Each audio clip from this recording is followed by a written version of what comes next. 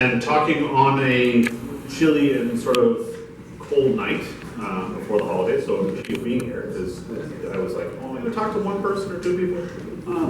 Kind of sad. But thanks for coming. Find a seat if you want. Grab some snacks. Don't worry about getting up. If you get up and want to go get something else, I'm not going to be offended, so please. So the title of this was Better Understanding of Communication, just some of the things that I've learned over the last little while. So ultimately, we're going to talk a little bit about some of the communication tools I use on an ongoing basis in my job, methods and things that I've found that work reasonably well, and especially on areas where I've learned some valuable lessons about things that have gone either wrong or I've had someone else teach me something that I feel is kind of significant. So hopefully they'll be useful to you, and you can apply them in your day-to-day, and hopefully you can get some benefit out of that from this. So maybe there's a little bit of interaction. What does communication ultimately mean to some of the folks in the audience? So when I say communication, what does that mean to you? Any thoughts? Yeah. Sharing ideas. Sharing ideas. Cool. All right. Conveying information. What's that? Conveying information. Conveying information. Cool. All right. And so there's lots of different, I guess, interpretations of what communication means, and ultimately, some of the things that I find one of the best definitions about it is it's not what you say, it's what people take away from it. Right? So you can have a thing where you're talking to someone, but to really understand how you communicate, you have to understand what they took away. So what kinds of challenges have you seen? What kinds of things have been problems for you? I've got tons of examples, but what kinds of things may have been challenging in communications, a particular event that didn't go as well as you'd hoped?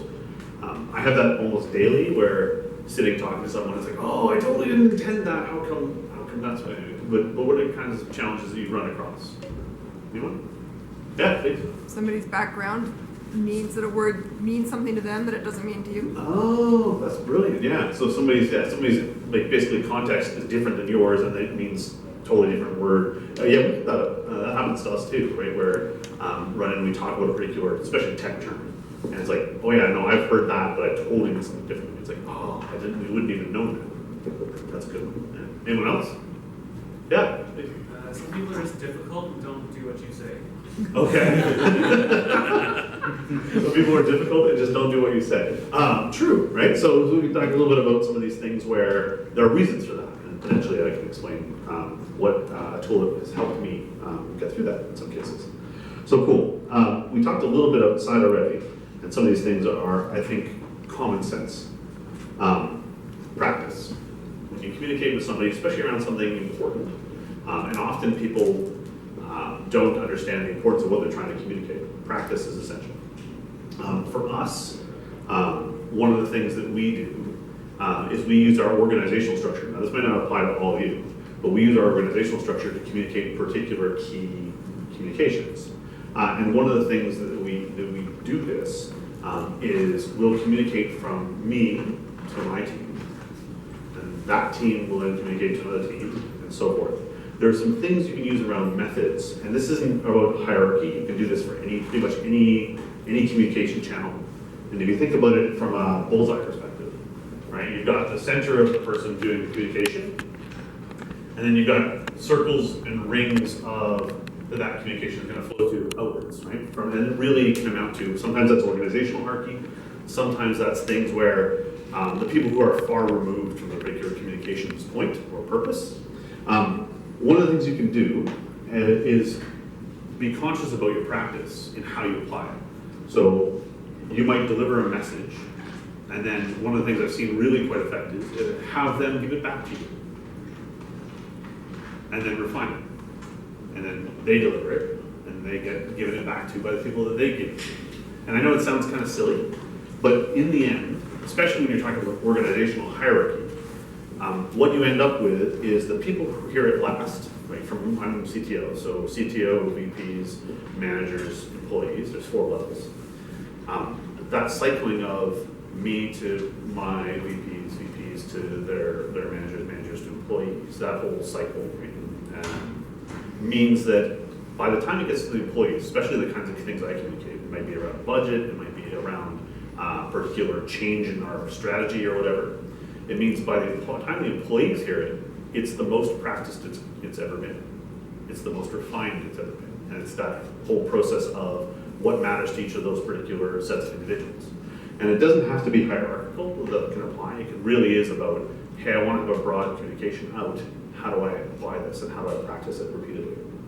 And so those kinds of techniques where you say, you deliver your message, and then they deliver back to you, it helps you understand what got through and what didn't, right? And ultimately, it's about checking what was received.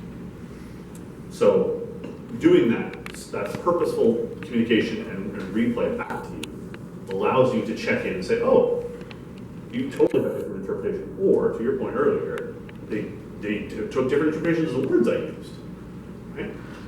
And then you can refine your communication and practice it again. And the next levels, as you bridge out this communication more broadly, you can start to refine it and make it more purposeful. And finally, you'll always discover things that didn't actually work even remotely as you intended. I think I've never had a communication that actually landed the way I expected ever. Whether it's a talk to an individual one-on-one, or whether it's a big organizational communication around change, I don't think I've ever had it work where it actually worked the way I started thinking it would work. And that's because we're all different people. People have different interpretations of these things. So the other thing that you can do is, especially if you're doing communication more than just one person to another person, is you can absolutely check in and actually ask. And I totally recommend this. It feels awkward as all get out, but it's extremely useful. Checking in about, okay, here's what we talk. Like we spend a bunch of time talking through something, and at the end of it, wrapping up with, what did you actually get? What was the thing you remember? Right? I do this with my 7-year-old all the time. You know, hey, we just had this experience together. What was your favorite part? What did you like? What do you remember about it? And doing that does a couple things. It means that people reflect on what they actually heard, right? Which is extremely important for retention and actually having that message come through. It also means that you get a chance to understand where you missed. And I don't think I would love to meet someone who ever thinks that they do conversations perfectly, right? And the other thing is, even if you're good at it, it really depends on the context and the day and the mood of the people involved. Like there's all kinds of dynamics that you can't control or might not even be aware of in this whole process. So it seems weird, but actively surveying people about what they got out of it. And I find a lot of management doesn't do this very effectively, right? They get together in the big company meeting, and hey, here we go. And they're like, well, that was good. Excellent, we're done, right? When we do our town hall sessions, or when we do big change meetings, or when we do even just sort of like project meetings, checking in, what did you get out of it? This is what we were trying to say. I was trying to say this. What did you come back with? And you'll find gaps. Anybody like Simon Sinek? Yes. Excellent. Okay. So talks a lot about starting with why. I recommend reading books, listening to the audiobooks, whatever it is. Really, really good. He talks a little bit about how come, the example I love is Apple, right? He talks about the where Apple has all the same technology as Samsung or other competitors. They do a better job in winning the war on marketing or whatever. And how do they do that? They always focus fundamentally on the why it's important and why they're doing these things. So it's not necessarily a technical advantage because pretty much all these chips exist in the world. You can put together a device that has the same chipset and all these things and the same resolutions. It's not about that. It's about why does it matter and what does it mean to me as a person. So I would always, this is something that I don't do well enough at D2L, something we always strive for. The why is what motivates people to follow you or to understand the way the communication, the way you want to be understood. The why is what people can get behind. The why is what actually helps people get bought into the purpose of it all. The other thing that's interesting is the why doesn't actually change. Why you do something pretty much stays. Hey, you want to go I don't know. Right? The how and the what might change. Like how you climb that mountain and what you use to do it might change on any given day. Winter is not winter. The goal is still the same, right? So the why is a way you can always flow back to. This is the reason we're doing this, right? And I find that, again, as much as I like to do this, I'd like to do better at it because it's the thing where if you don't have a solid why you're doing it, then your communication is going to fail. Like it's going to fall apart, right? If you're talking about, hey, we have to do, we have to get this done. Well, why do we have to get done like this around this time, or whatever you're doing? Why do I have to go get groceries today? Whatever.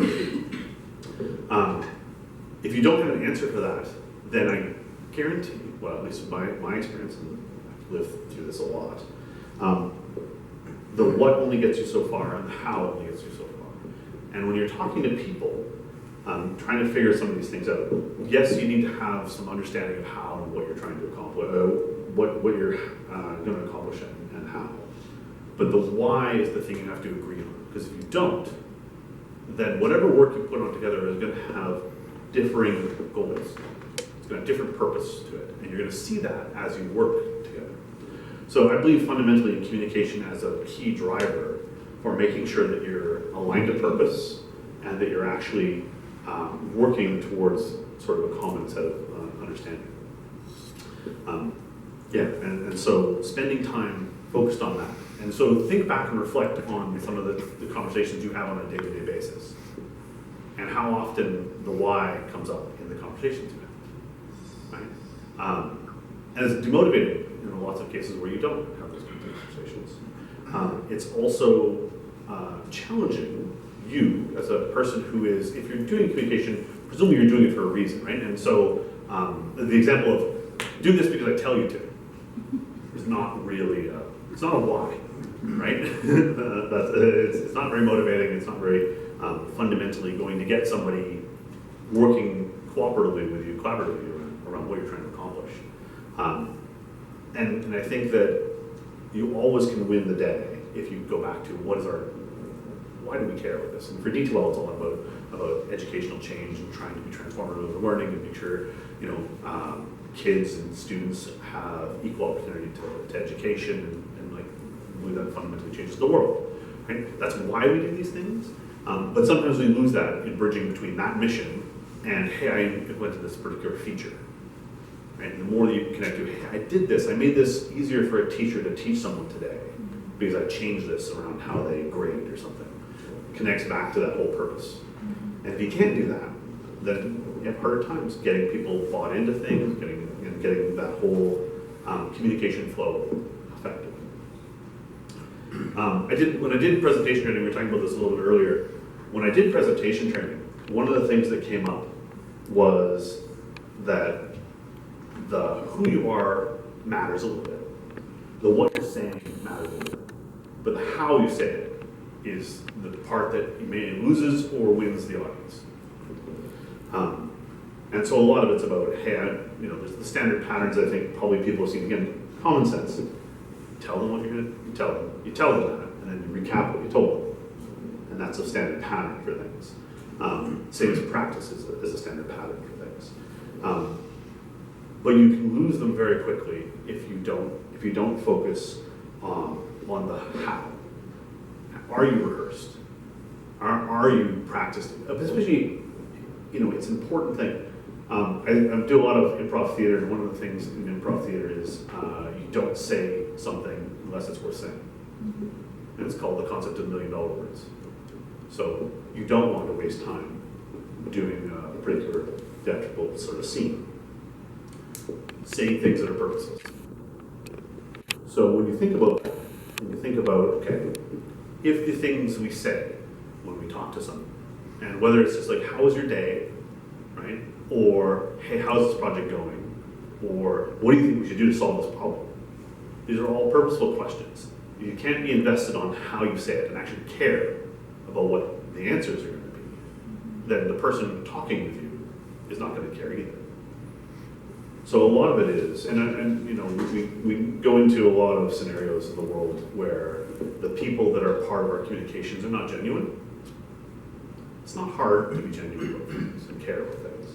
And that's part of how you are when you talk to people. And so I always recommend thinking about how you deliver something, how you talk about something. Because again, if you don't feel like it matters and you can't think of why this matters to have a conversation about, other people will pick up on that. And then you won't get it. Being a theater person, and there's a bunch of theater people in the audience, in the context of communication, stories work the best. Right? Humans retain stories more effectively. Right? They're more meaningful. Often you can make them personal, and personal stories are some of the best ways to communicate with someone. Right? Stories always feel like they're more authentic. And in working through that, you can actually help yourself in how you're delivering something. Because a story is actually easier to tell. Right? We are born storytellers from our history. Right? It's the way that humans have evolved. Knowledge that's passed down. Right? It's only a recent invention in the last several hundred years. The books became a thing. Right? And knowledge is passed down that way. Before that, it was a lot of where there wasn't as much access to information and things around parchments and that. And a lot of it is the stories, so it's interpretations of those things. So stories matter. And one of the other tools that I found very effective when you're talking about stories is personal reflections. One of the things that I do, we have a conference every year, and I've started to try and do this, and I've done it twice now, so it must be a habit or a pattern. I don't know. But it's remarkably good. And I did the behest of some people sort of asking me to do it, which is I reflect on what our year has been like. So I said, hey, now we're doing our conference. This is an internal training thing. Last year, this is where we were.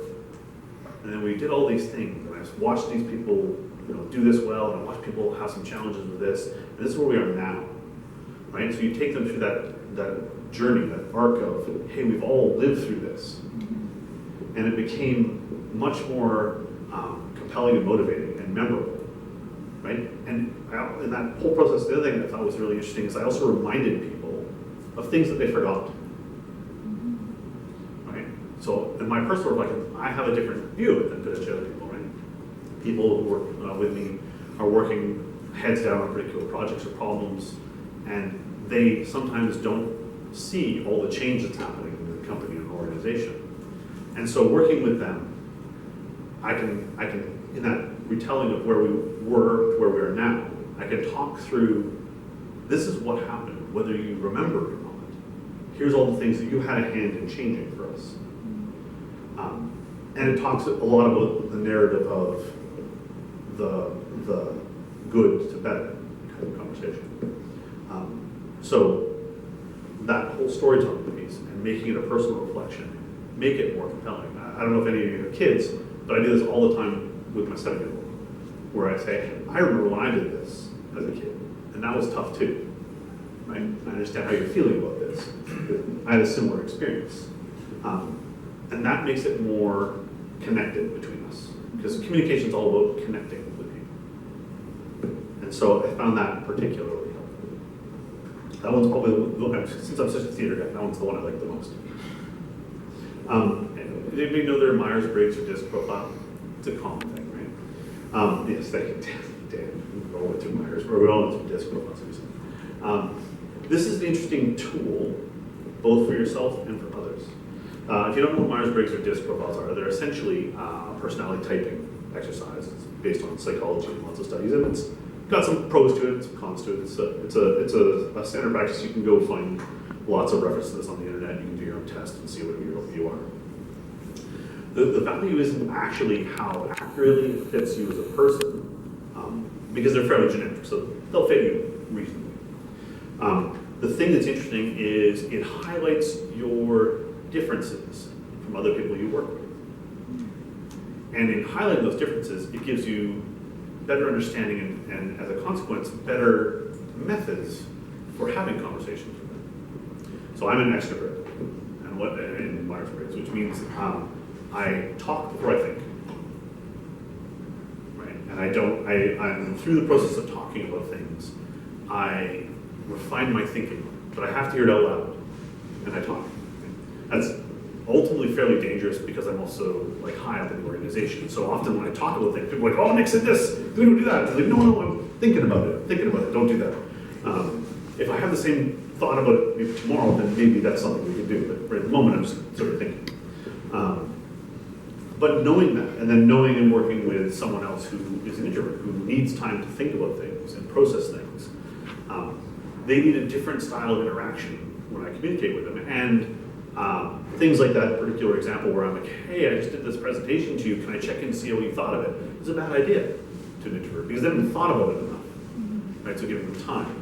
So these particular areas, they're fairly common, but they're really useful both understanding yourself and managing your own aspects of your personality and how you communicate, as well as understanding what other people relate to and how you can connect with them more effectively. There's different pieces where there's some aspect of it. Are you a thinking person? Are you a feeling person? Do you like closure on things? Or are you like lots of options? There's different dimensions to that as a personality type. But these are all extremely useful when you're sitting talking to someone because you have different goals than they do. You just don't know it. And knowing that about yourself and knowing that about other people, you can get to a better common place in the way you talk about this. One thing that comes up a fair amount in the context of D12 is misaligned views of what success means. Again, this is common sense stuff. But the unfortunate thing about it is it's not as common as you want. So a lot of conversations about these things are you have different views of what you're trying to achieve. You have different goals around what success is and what you think you're accountable for from a process. The most effective way about fixing that is just be talking openly about what yours are. And I know that we have a tendency to be sort of shy in a lot of cases and tend to be very restrained from communicating. I think our success looks like this because you're worried about being wrong. And in the end, everybody is wrong to some degree. So not talking about it means you're going to have more wrong than not talking about it, or than talking about it at all. So spending time saying, "Hey, Dan, I think we're trying to achieve this. What do you think we're trying to do?" And they'll say, "Oh, I wasn't even on my radar. I was thinking I think we should try and get this product out the door in March. Well, I was more worried about what the product's going to cost us." Okay. So all your conversations are coming from the context of cost, and all my conversations are coming from the context of time. Immediately, all our conversations are going to start missed. So a lot of the things that we're trying to do and trying to do more often is get what people view as success on the table in an open forum to talk about it, right? And that's with teams, with projects, with individuals, about what they're trying to, whether it's an HR thing, a product thing, a sales thing, doesn't matter. Life thing, this happens in life all the time. Get on the table so you can say, "Hey, this is what we're trying to achieve." So then you can look at success criteria that meld both of those things together. Neil gets what he wants, I get what I want, everybody's happy, right? And a lot of these things are just how do we manage it? There's a thing that a fabulous gentleman named Andrew Annette talked to me about. I'm going to draw on the whiteboard. And he talked a little bit. It's called the ladder of misunderstanding, and it ultimately flows through from goals and what you're trying to accomplish. And so there's a particular truth about something. There's a fact that is true, or largely true. Out of that,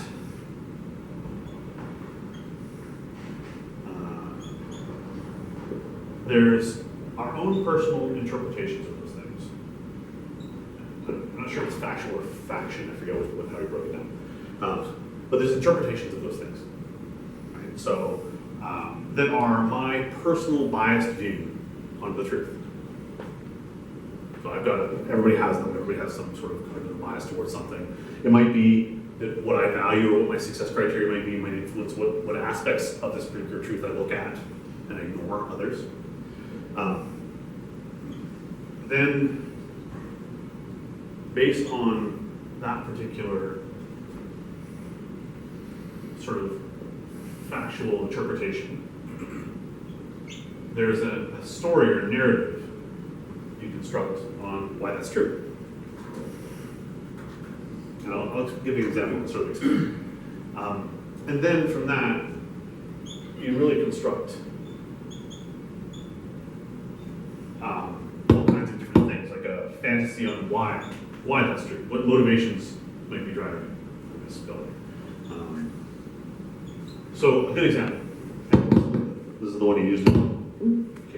Kids. This is the one he used with me. There's a couple people in the company that are colorblind. Blue, green, colorblind. And so that one individual sees a particular color, green, as orange. Right? And so we're sitting there and we're, hey, we're gonna go dress up. It's gonna be a themic day, we're all gonna dress up. And I point at something that's green and say, hey, we're gonna dress up, we're all gonna dress up in that color. And I point at green. He's colorblind. So my interpretation is that all people see the color green the same. That's my worldview. I don't know too many people that aren't, that don't see green as green. It doesn't enter into my my worldview that isn't green for him. So that's the story I've created out of my particular bias on a particular truth. The truth actually is that green emits a particular wavelength of light.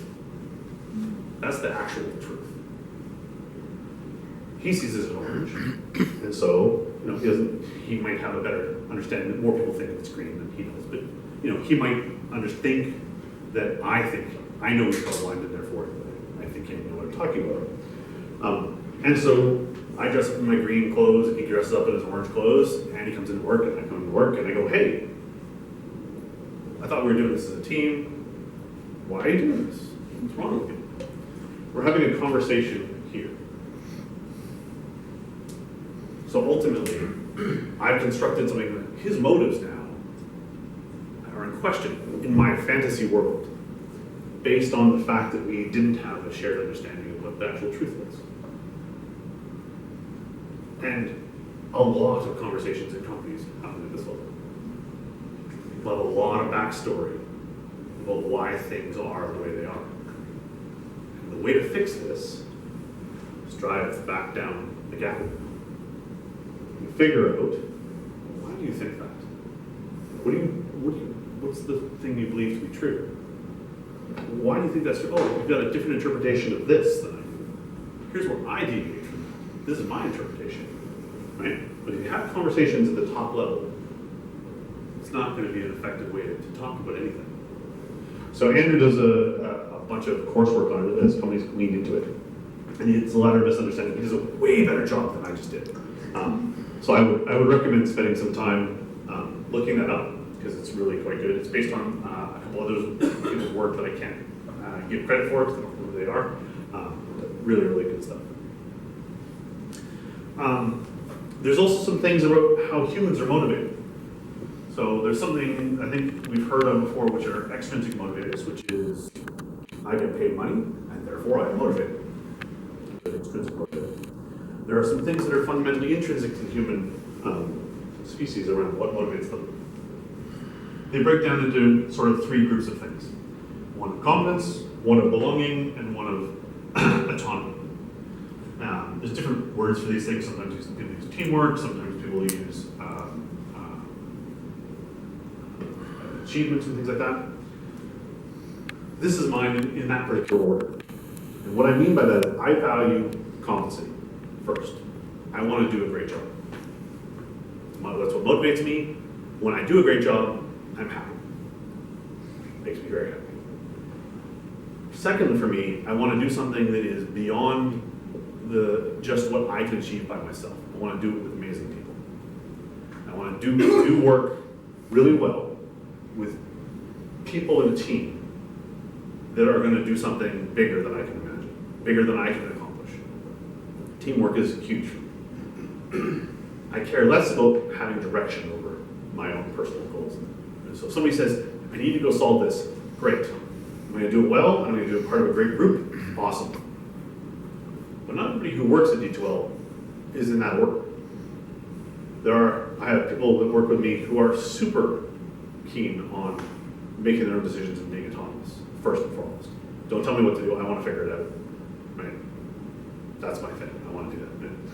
I have a question about autonomy. Sure. In situation of crisis, yeah, I was thinking, for example, in military, Yeah. you do not explain why you need to do something because you are in crisis situation, so you just have to do it.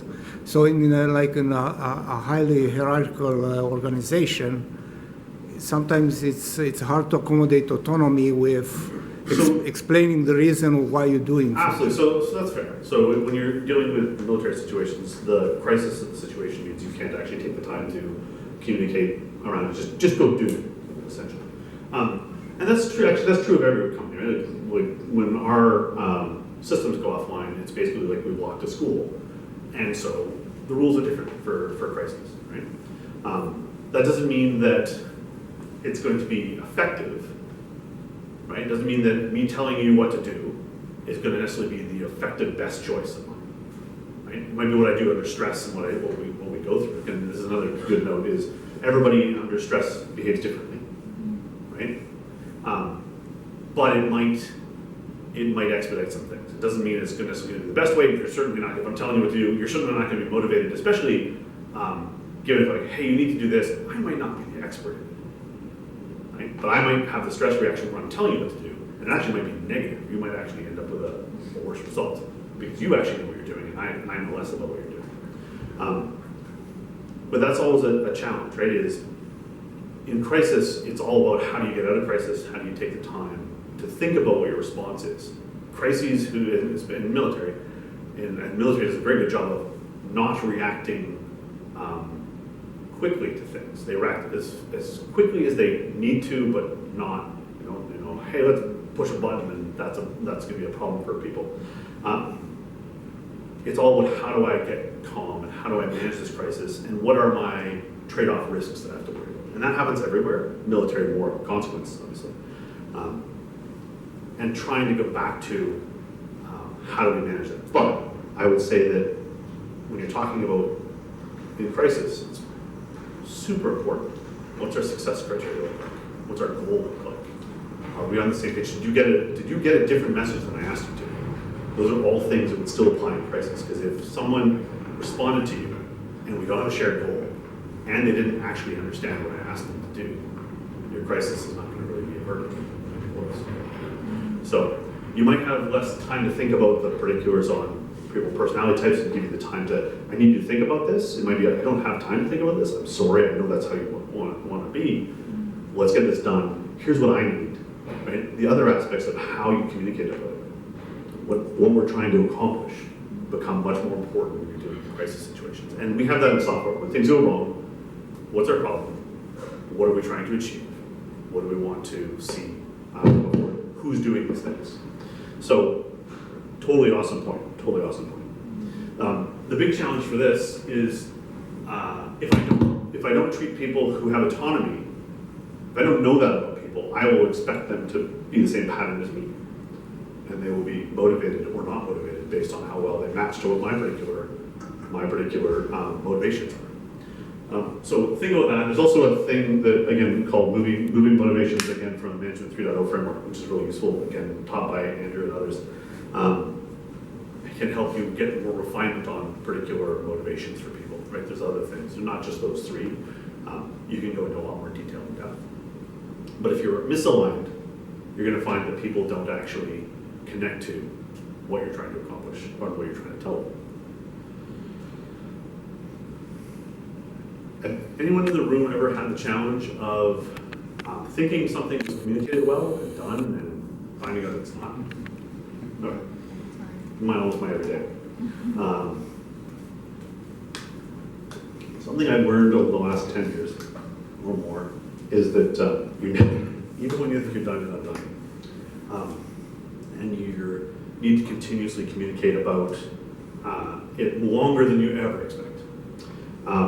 One of the things that is called the marathon effect of change is useful in thinking about this. And this is a change management tool, but ultimately it works for communication because a lot of change management is communication. So I'll draw this. We've got a graph. Bottom is time. Left side is distance from change.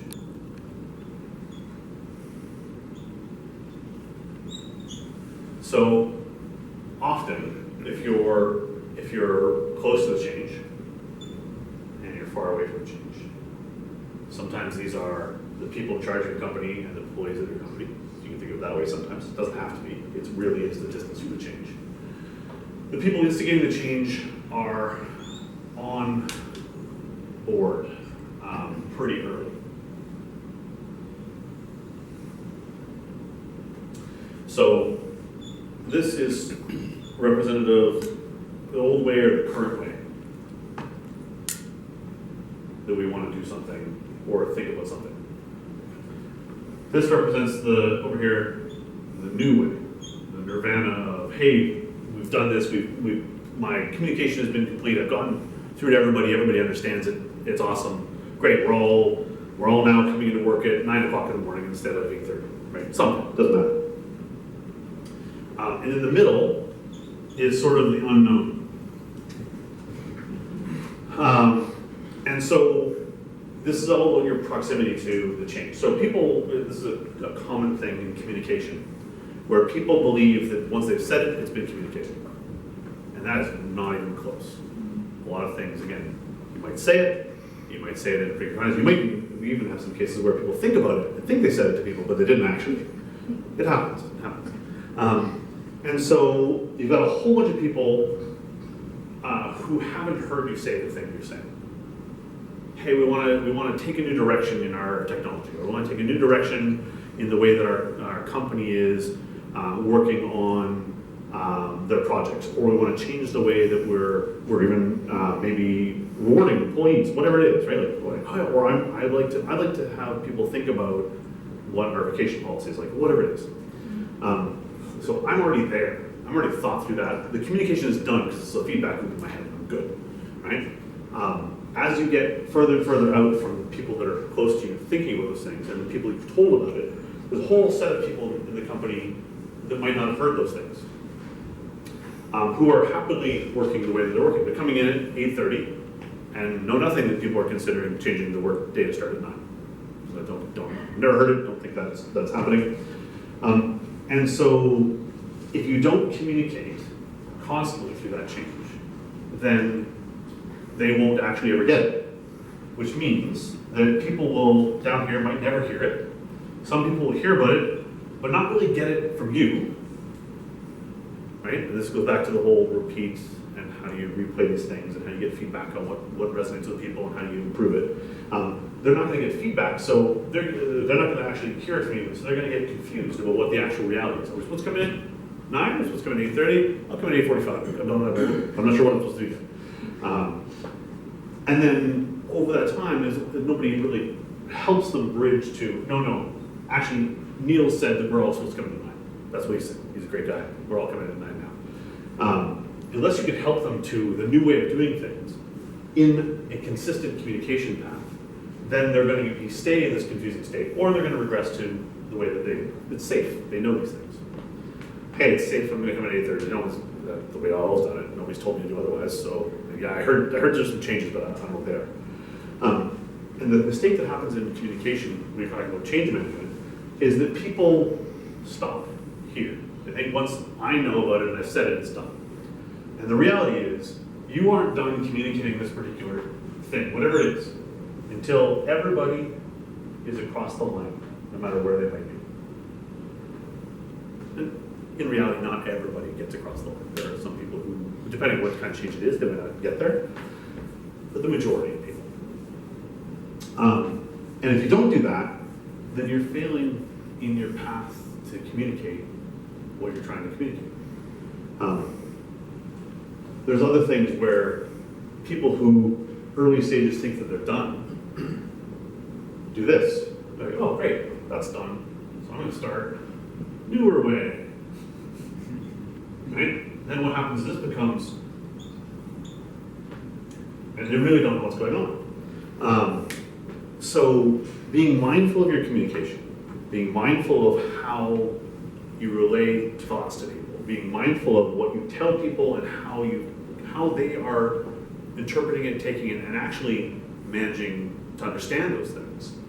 You aren't done in any of those kinds of communication, no matter how small. Right? And it's small, if it's a small thing, this means this timeline is very compressed. This gap of uncertainty is very tiny. That's all. It's still there. It's just very tiny. It's easier to get across.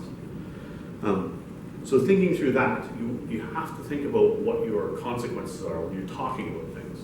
Because there's things like what impact does it have? What's the rates of people that are affected? You might not even understand because you might not know who they are. You might not even think they're affected. We do this a bunch where we have changes that happen or communications that happen that have consequences for people we didn't even realize they had consequences for.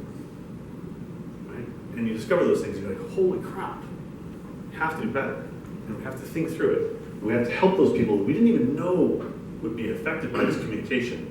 We have to help them to understand why we're doing it. Why does it matter? And why is these things changing? Why are we talking about it? Why are we even bothering to spend our $1 million words on something like this? So, to that end, a bunch of different communication types. I'm going to go have a conversation with Neil. Here's what I'm telling you. Here's what we're talking about. There's indirect, right, which is I'm going to go talk to Dan. He's going to talk to Neil. Hopefully, Dan, if we've done our jobs well, then he's going to relay the right thing. But I don't know. And levels of indirection cause telephone game, cause misinterpretations, causes the things I mentioned earlier, where people don't understand the why. It gets blended a bit. The facts become more of my interpretation and bias in the facts.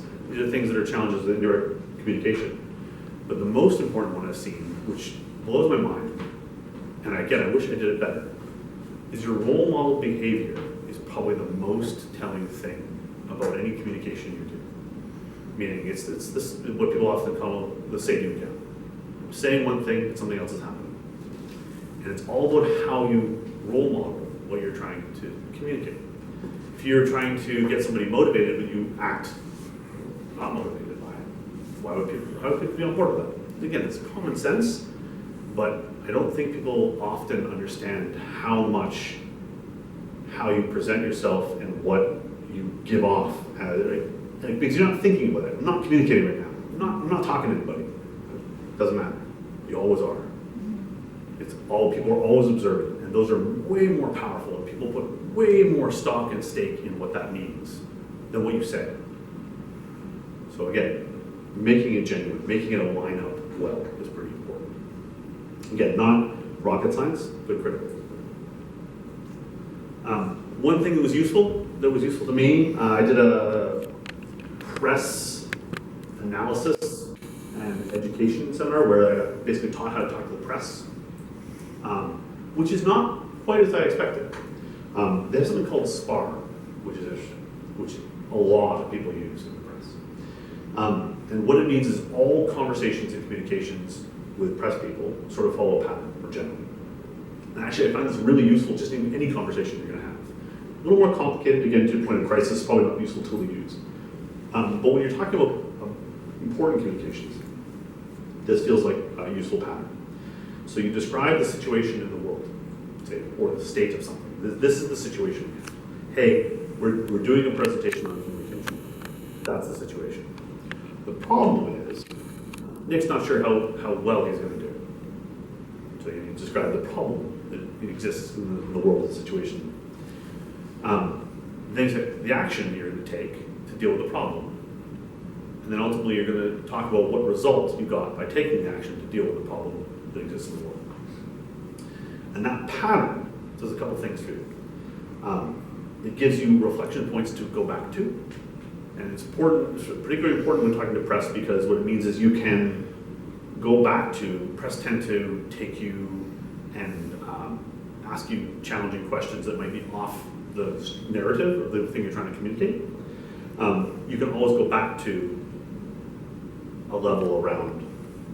But you agree with me that the situation and the problem that exists in the world is that, let's take the one of climate change, right? So the situation is that the climate is in crisis. The problem is that people aren't paying enough attention to it. So my problem isn't climate crisis. Right? My problem is that people aren't doing things about it, and they're already pretending it's not a problem. My action is I'm going to start a campaign to educate more people about it.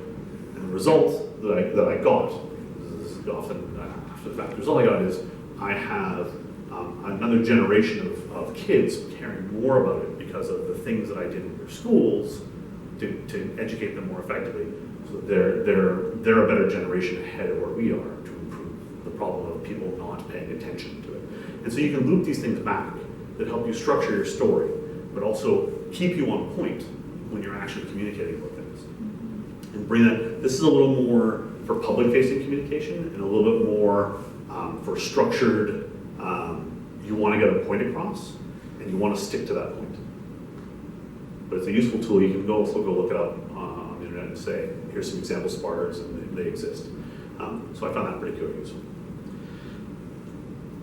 Another active thing that happens at D2L and happens at other companies that I worked at is that people are often confused about the level of participation that is part of the communication. So you're working with somebody and you're having a conversation, but you don't know necessarily why you want to talk to them. And sometimes this is around, a lot of times, around decisions.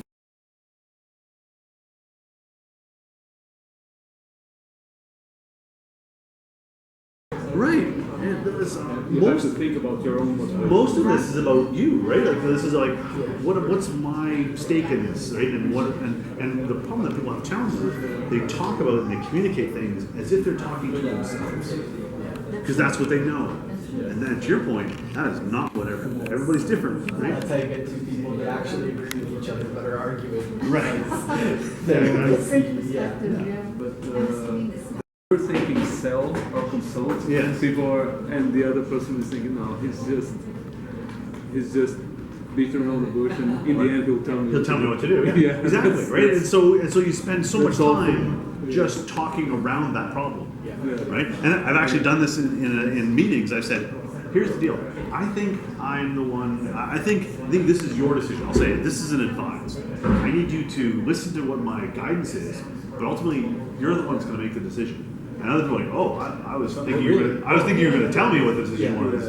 I wasn't thinking it was my job to decide it. And I'm like, no, I'm telling you it is. Right? And then I was just expecting you to sell me. yeah, just getting past that means that, oh, okay, now I can go do these things. And then you go, but do you have an understanding of why we're doing this thing? Or do we have a shared understanding of what our goals are? Right? Or what our success criteria look like? And then I go, oh, no, my success is, I thought my success would be just getting it done on time.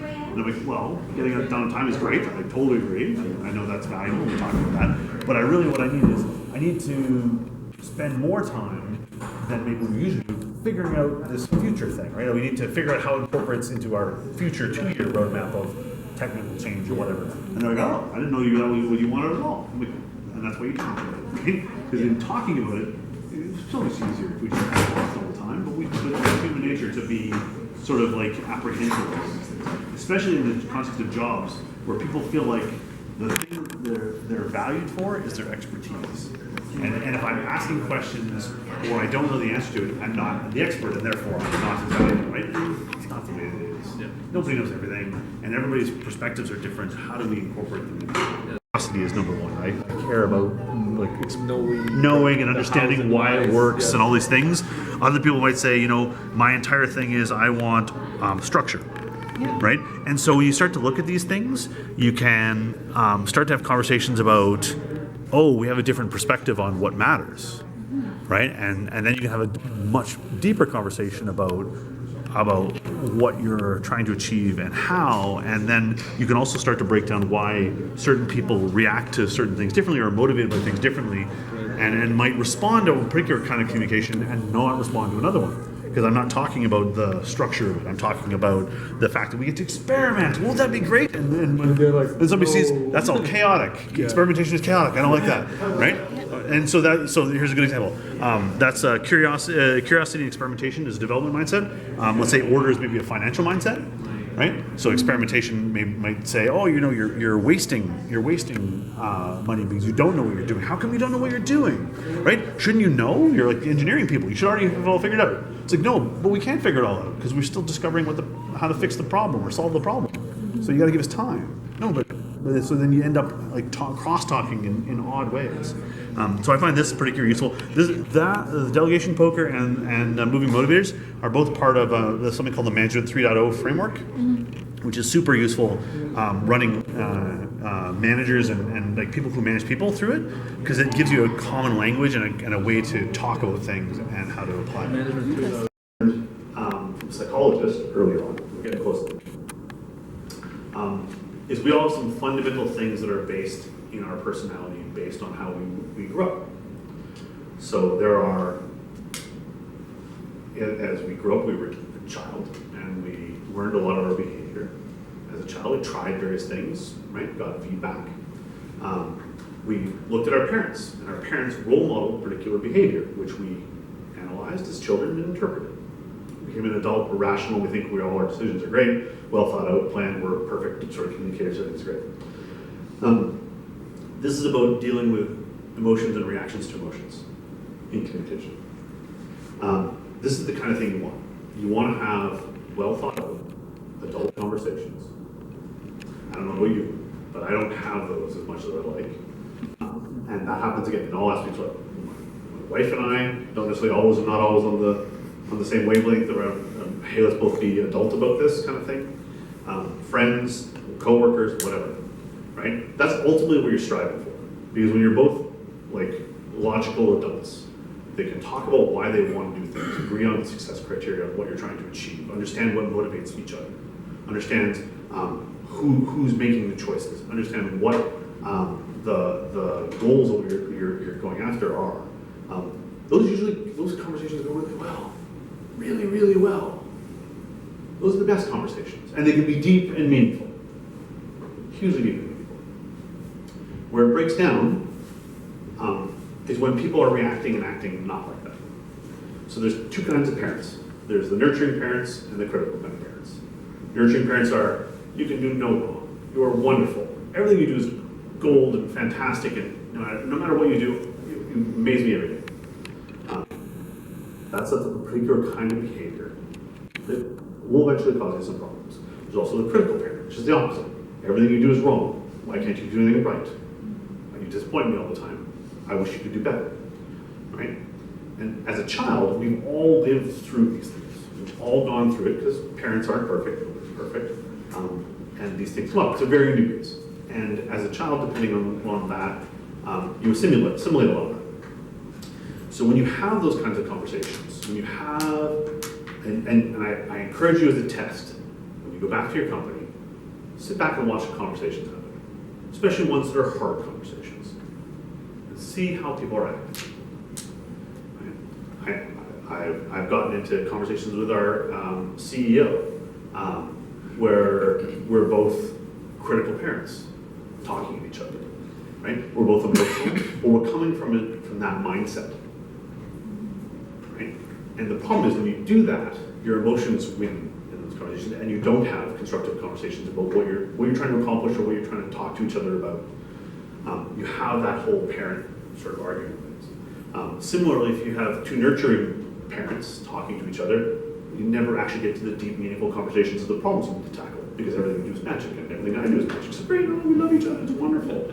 Not helpful. It's not why we have conversations. We have conversations to do something, to affect change, to have these things happen. So that particular piece is a challenging conversation, and there are ways to get out of it, and I'll explain to you. When you're a child, there's sort of three kinds of children behavior. There's a rebellious child. No, I don't want to do that. Sometimes my little boy, no, I don't want to do that. No, I don't want to do that. So, rebellious child, compliant child, I agree. But that's not coming from a sense of understanding why it's important, they're just agreeing. Right? And then needy. I want you to love me, so I'll do it. How can I help you more? I want to help you more, I want to please you. Right? And in those conversations, if you look at those, and I've had these conversations too, where I was a rebellious child, no, you're wrong, no, you're wrong, no, you're wrong, no, you're wrong. Where's that going to go? Right? Not helpful from that particular conversation, and actually having an actual flow of something. And this happens on one-on-one conversations, It happens in groups. But I would say observe it and see if you can think about next time you have a communication, or you might be for yourself. This is all communication is a lot about self-reflection. You look at some of your own stuff, and you're like, oh, I'm reacting to this like an angry parent. Just think about it, because it will affect change for you. Ultimately, in both of these cases, the answer is you want to be the adult in the room, right? So if someone's coming to you with an angry, sort of critical parent kind of behavior, or a rebellious child, being the adult in the room and sticking to the adult in the room. So this is the other interesting thing with psychology, is that when somebody adopts the communication type or the style of a child, right, an angry child, what it does is we all again live through this. It naturally pushes us into the counterpoint of it. Rebellious child, I mean, you're gonna get a critical parent from me. Boom. Now I've just derailed that particular conversation for a good half hour, right? I'm not used to it. So the more that you can talk about, and this is again how you deal with any critical communication problem in your life, the more that you can be the adult in the room. No, I understand you're unhappy. I understand you don't want to. Here's why I want to do it. We agree that this is what we think we want to do, right? Well, you don't even agree. Okay, let's unpack that. Why don't you agree? Well, you've got a different view on what matters. Okay, so being that particular constant force to bring it back to the adult sort of viewpoint makes it very difficult for someone who's being a critical parent or a need child or a blind child or a rebellious child to stay there. It is really hard to have an irrational conversation with someone who's being rational. Very hard. Right? And the longer you can maintain that through that communication lens, the more that you can help get them around to your viewpoint around not even your viewpoint. How do you also have an adult perspective on this so that we can have a meaningful conversation? So ultimately, what you want is that. It's hard. It's hard, and it's harder depending on how much you care about the subject and how much you're triggered by the reactions of other people. And the tool is just look for it, because I guarantee it's out there and you probably don't see it very much, but you can feel it. You can definitely know when you get into those conversations. And so think about that. And I wouldn't say you non-useful things like you're being this kind of childish thing. That's not helpful, right? It's making them more emotional. If you ever told a little kid, stop overreacting, you know that doesn't work. So there are ways to do that where you just get calm, rational sort of thinking, talking through what you're trying to achieve, talking through the why, the purpose of what you're doing. Last one, and probably most fundamental, trust. All communication succeeds or fails because of trust. All things are built on trust. Right? We all have it to varying degrees for various things. Trust is extremely contextual, right? So I trust Evan to build me an awesome theater set. I don't trust him to fly me to London in a Boeing 747, right? So contextually, I know lots about him, and so I can trust him in areas, but it's contextual. And often people think trust is universal, and it isn't. Again, common sense, it's not. The other thing that's important is that when you are trying to build up trust, that you do it strategically, especially after you've had a place where you've lost trust. One of the things I was like going back as an example is when I joined D2L, one of the things, I think it's better now, one of the things we had some particular challenges was that the development organization and the support organization did not trust each other. And so I thought about that, and there's lots of reasons, lots of history why that's true. How can I fix it? And again, long ago, I got given a fantastic sort of tool, which is, because I'm mathy, it is awesome. And trust becomes an equation. And when you look at trust as an equation, you can start to actually figure out how to rebuild it, in my opinion. And I've used this a lot, and it's kind of useful. Trust stems from how reliable you are. Do you do what you say? Can I count on you? Right? I think everybody feels like they can't actually trust people that they can't count on, right? That's a thing. And in the work context, we're all independent co-workers trying to accomplish things, and I need to be able to count on you to say, can I count on you to do this? And you say yes, and then don't. Right? Okay, that was a thing. All right, that's fine. Next time, can I count on you? no, you can't. Okay. Third time, all right. Fifth time, sixth time. Eventually, I'm going to stop counting. Right? It erodes it. So reliability is sort of key. In that example where I came in as support, one of the things that was challenging for our organization was that engineering did a lot of things that made the software be less stable, a little more quality problems than that. And so the reliability of it wasn't there, and support had to deal and pick up the mess. So they were feeling like, I can't count on the organization to do this right? They seem to continue to break this thing and not make it work. I can't count on it. Because it's contextual, it's all about credibility. So do I know what I'm talking about? Do I have expertise in this area? Again, that's why I say theater, awesome. Flying a jet, no. Right? And I might learn more about them to know that he flies a jet, but right now, no. And so credibility factors into it. Do you know what you're talking about? It's different than reliability. Reliability is, did you say what you're going to do? Credibility is, do you know what you're talking about? And in the case of the support piece, I had credibility from a previous company, but I didn't have any credibility here. I didn't have a track record to show that I knew what I was talking about. Interesting. Particular challenge. So I had an unreliable set of software quality problems, and I had credibility in other contexts, but not here. So why would people believe me? Things to think about. So if you're having cases where there's trust issues, it might be because people are doubting, do you actually know what you're talking about? And then you can do things to say, let me explain to you why I think this is what we should do, and here's how I know that to be a good thing to do, and you can sort of explain yourself, and then people will buy in more, and away you go. Intimacy. So this is a little bit into the seventh piece, right? How much do you know about the person? Again, what their motivations are, what their goals are, what kind of people they are. The more you know about them, the more likely you can understand the difference between I fundamentally trust you, and this was a weird occurrence, versus hey, your unreliability is a problem, and the difference in conversation is you're not normally like this. Like normally you're totally awesome.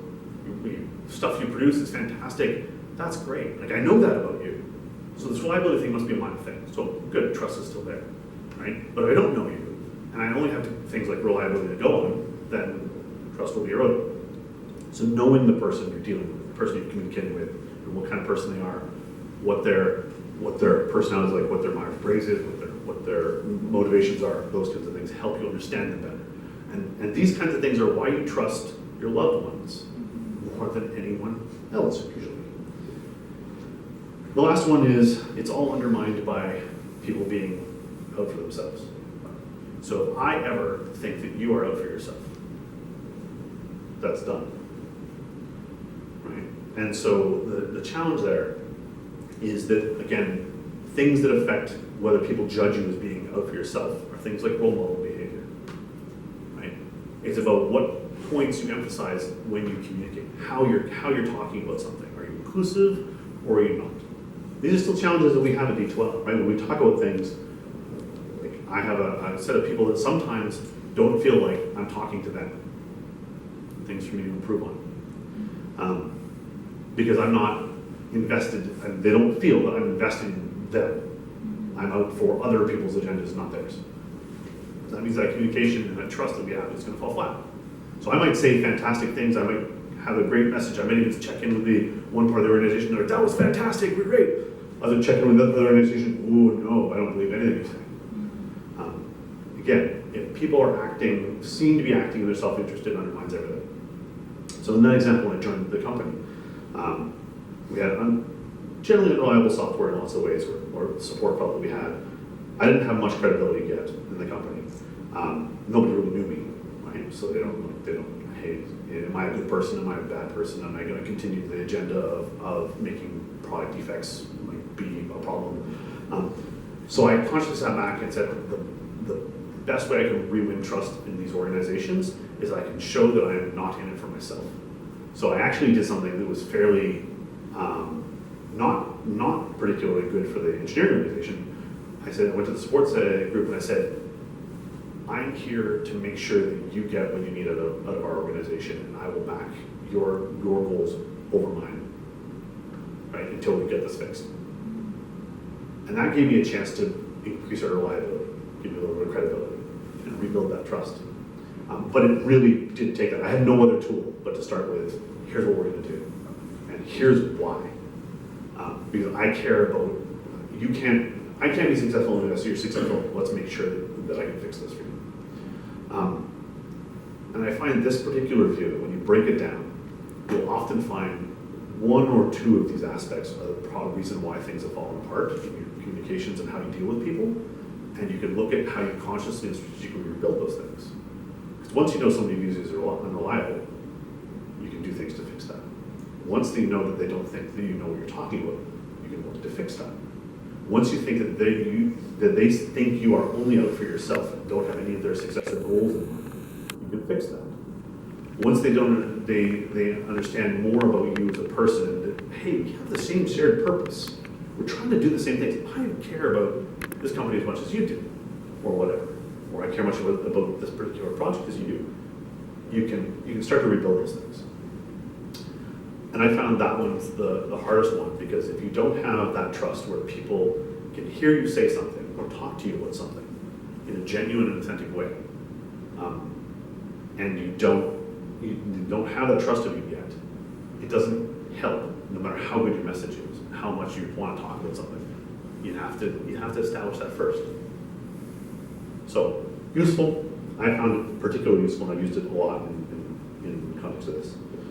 So ultimately, these are the highlights, right? Practice what you're doing. Make sure you can make it repeatable.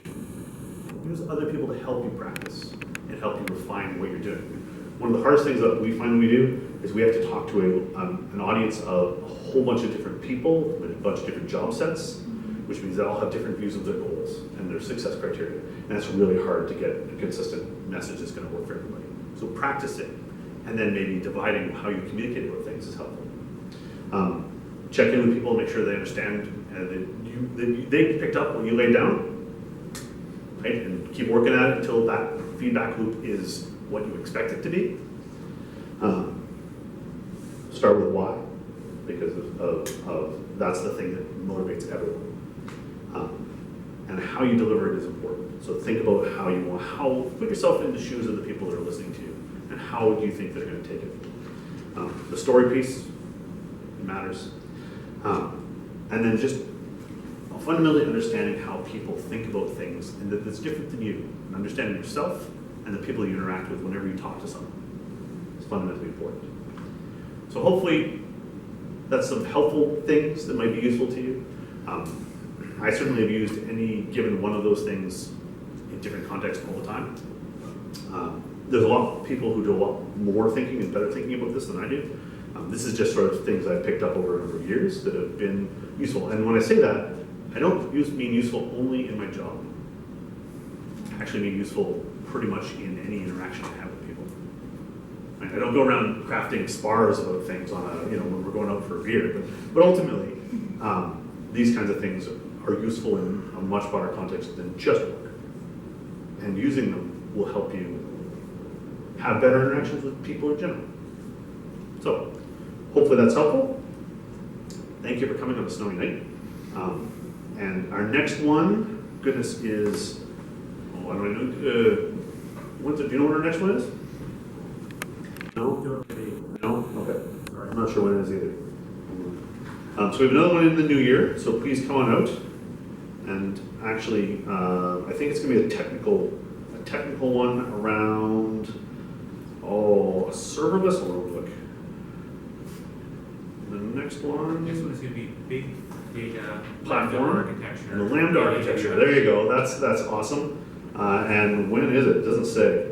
Anyway, it'll be posted. January 15th, I believe. There you go. Awesome. Thank you, How sir. do you know that, Tom? Yeah, since you're doing it. Already scheduled. Yeah, you're doing it. I just know the date, so I know you're doing it. So that's a lot more technical and a very interesting technical topic dealing with data. And when you talk about Lambda architecture, you're talking about Lambda architecture. You're not talking about the AWS service Lambda. Yes, unfortunately, they have the same name, but Yes. you're right. Yeah. Lambda architecture for processing Right. big data, not necessarily the same thing as Yeah. Lambda functions in AWS. So Lambda architecture is, still a little bit under, is specifically about how do you do things like large batch processing and actually end with a static set of information that you're merging with real-time data to actually end up with a current data set. So it's a very widely used pattern now in technical is for big data processing, and experts better than me will talk about it. So it's going to be fantastic. January 15th. Cool. So any questions? Yeah. Oh, yes. About the issue of adult conversations. Yes. Would you agree that the hardest to engage is the compliant child? And how would you try to engage a compliant child? Yeah. So when people are compliant and sort of like, I'll do what you want, right? But they aren't invested. They aren't invested in it, right? The thing you have to find is the thing that matters to them. So because they feel like that their path is all about what you want, and they don't actually get much of a say in it, right? I'm going to do it. That's fine. And so I find that in those kinds of conversations, going back to starting the conversation of, well, maybe tell me a little bit more about what matters to you, right? And then digging into those kinds of conversations to understand what their perspective is, to help them both feel like the one they're being listened to, and two, they have a viewpoint for a reason that they might not be communicating. You have to actually draw out of them a little bit. So then you can incorporate their thinking into what you're talking about.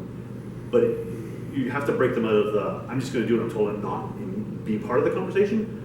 What you want them is to be part of the actual conversation. And to do that, you might have to help pull them in and out of that, right? And some tools that I've found that are useful to that is expressing sort of just generally your genuine view of it. Here's what I think, but I don't think, again, most of my conversations, here's what I think, I don't know if that's right? Let's talk about what other perspectives are there. What do you have as a perspective, right?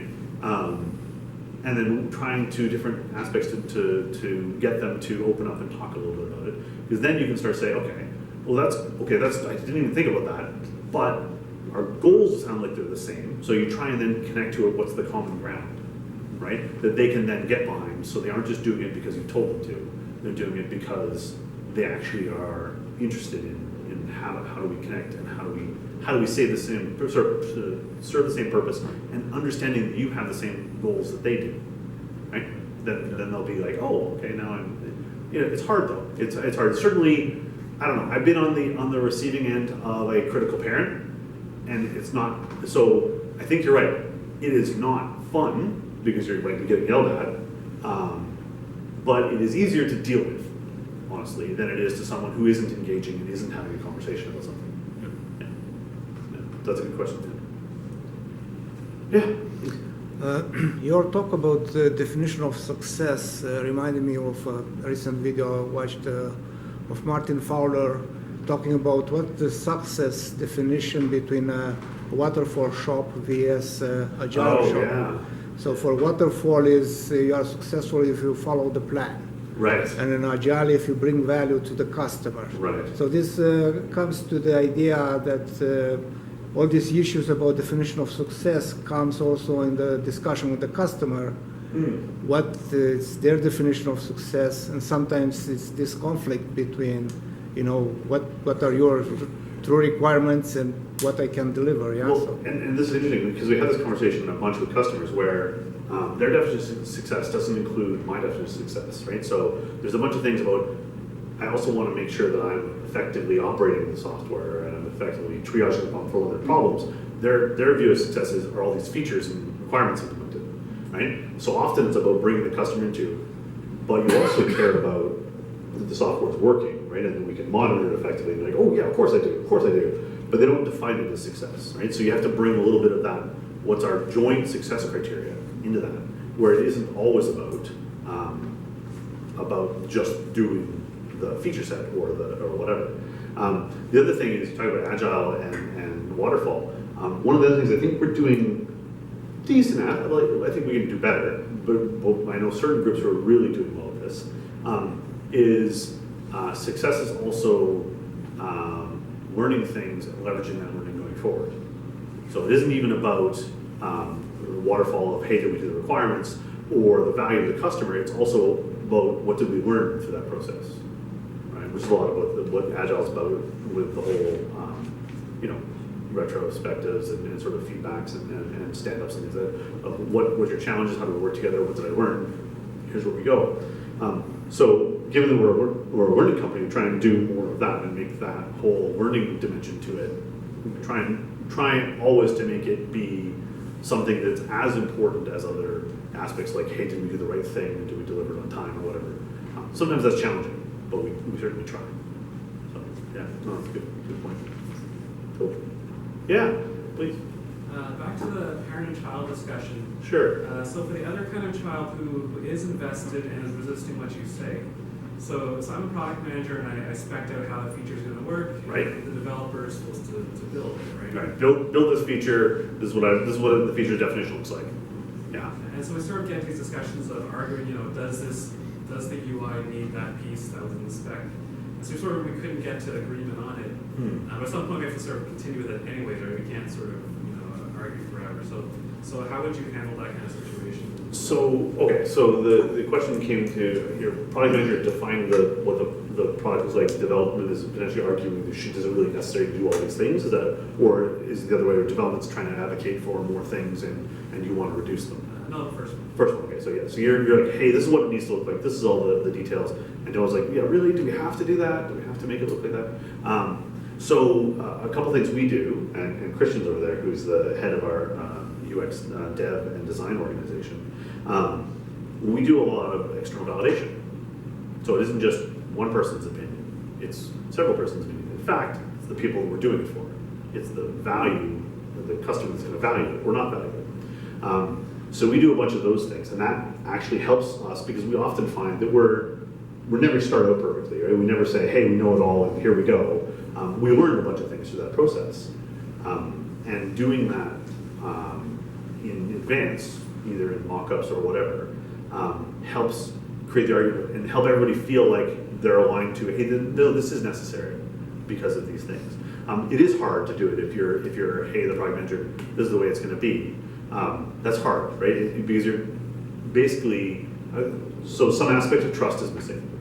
So I don't know if they think you might not be credible, or in the past you've done that and it turned out it wasn't necessary. Like there are reasons that you can look at how do I rebuild that. The credibility one is, hey, it's not just my word you're going to take for it, but it's these people's as well. And then as you do more and more of that, you can potentially weight more of it towards you and less on the people you're doing it. I think Christian and I would agree, always spend time with the end user that you're actually creating the thing for. It's probably the most valuable thing you can do. Do you want to talk a little bit more about that? Sure. Okay. You can come here, bring forward. I would always advocate that as a starting point. I think the key thing is having a real shared objective. So if all the partners in the development process, whether it's design, product management, development leadership, if you all sort of agree as to what it is that we're trying to accomplish and you're all pulling in the same direction, then some of those minor disagreements get resolved much more easily. So I think investing in shared user research, shared problem statement definition, basically understanding what that problem space is that we're trying to solve together. Why we're doing it, that is critical. And then some of those smaller things can sort of work themselves out a lot more easily. Again, it's also reminding, in that context, you all have the same goal, right? Hey, we're trying to accomplish this thing for this particular user set. Yeah, and just some people have different interpretations of what that means and what the priorities are. So, yeah, that's awesome. Thank you, Christian. Cool. Shall I let you go home? So again, thank you for coming. If you have other questions, you can email me. I'm happy to answer questions. Again, these are useful things that I've found. They don't work all the time. They don't work in every case. I'm still learning lots of things about how to communicate with effectively with people, and on bad days, I'm terrible at it. But I encourage you to try different things and look at what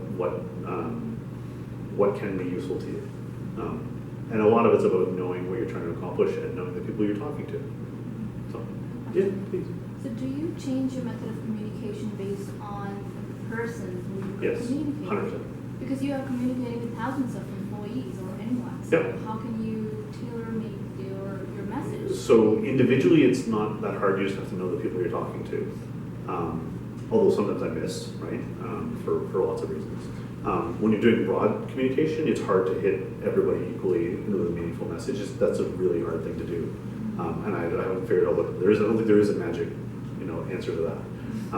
But yeah, no. When I talk to Christian, we talk about specific things, and I know a lot about Christian, and Christian knows a lot about me. We talk a lot about what our goals are, and shared objectives. We have deep, meaningful conversations. And like this, sometimes I'm completely flaky on him, and I am distracted by something else. So our communication is probably, would you agree, less effective than you'd like it to be sometimes? Sure. There you go. Yeah. Yeah. Both sides. But he knows that about me, and he knows that I'm actually, I hope, that I'm committed to like what our joint goals are and success, what success looks like. And we've got a reasonable, close definition of what success looks like for lots of these things. And so it really is the relationship you have with people and how you talk to them. And I'll go back to the theater thing.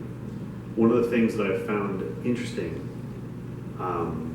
when again, I do improv comedy, so that specifically that's getting up on stage and making a story with other people and having no time to actually work out what the story is.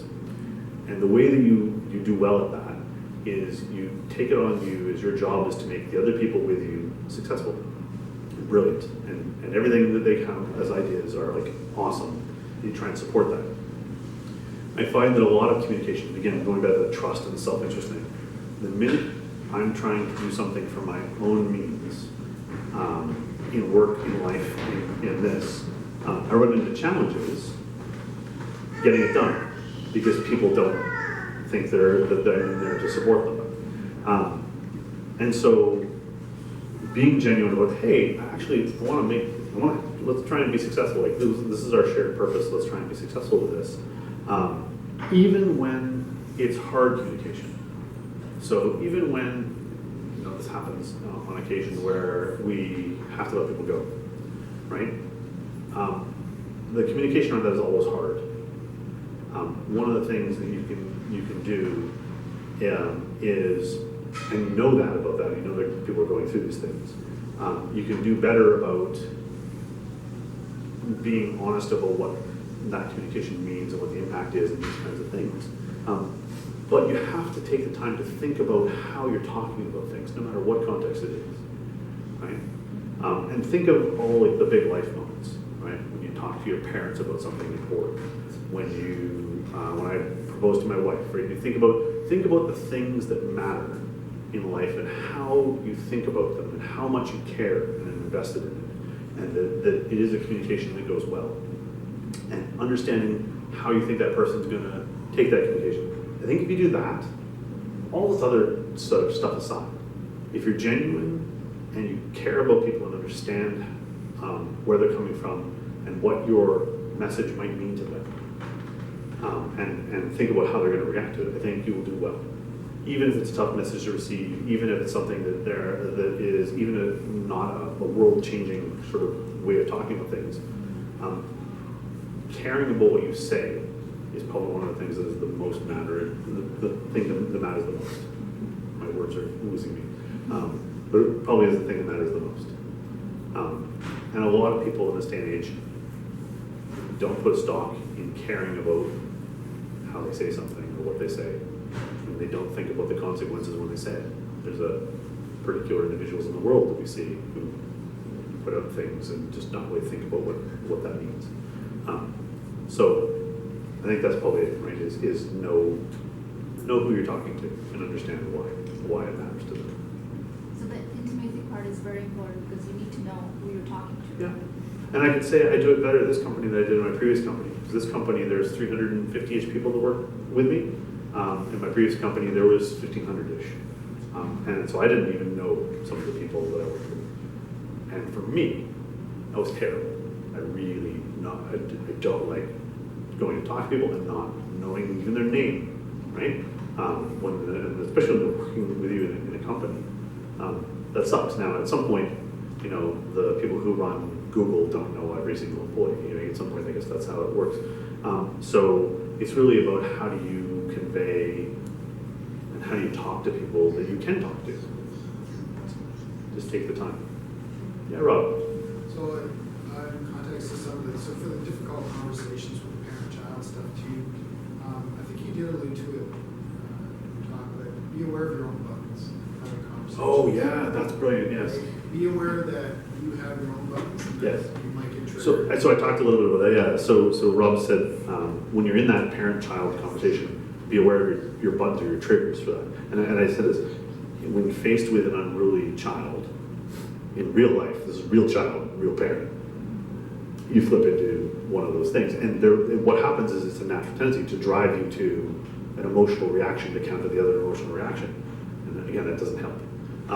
Some of those things you react to differently based on what you care about or what you interpret as the meaning of something, saying something to you, right? I've reacted super badly to somebody's choice of words, right? Totally not what they intended, but and to them, my reaction was completely unreasonable. They're like, wow, right? And those things happen, and being aware of those things that cause you to react in those ways, so that you can temper it, get back to that whole where's my adult mindset, makes you better at communicating things, right? Or receiving communications in that, right? Yeah, this is not only about you giving communications, but receiving it, right? Not reacting to something that's said, like an angry child. Well, I'm going home early, screw this, I'm done, right? Also helps, but it's challenging because everybody's got something that will trigger them. You're totally right, Rob. Yeah, Certainly it's, happens. it's one of those things too, that if you're having that, you trigger somebody else. Yes. Being able to say, wait a minute, I just upset you, that wasn't my goal. Right. And if you're upset about it right now and you don't want to talk, give it a few minutes. Yeah. Say, can we come back? Because I really want to understand why you got so upset about that. Right. Because I don't understand. Yeah, and I have to to. get through a goal here, but I said something that triggered you. Yeah, help me understand your perspective on where you. Yeah, it triggered you. And so that's a good point, right? In those conversations where somebody reacts emotionally, you say, "Hey, oh, totally get something not right for you. You're reacting around that.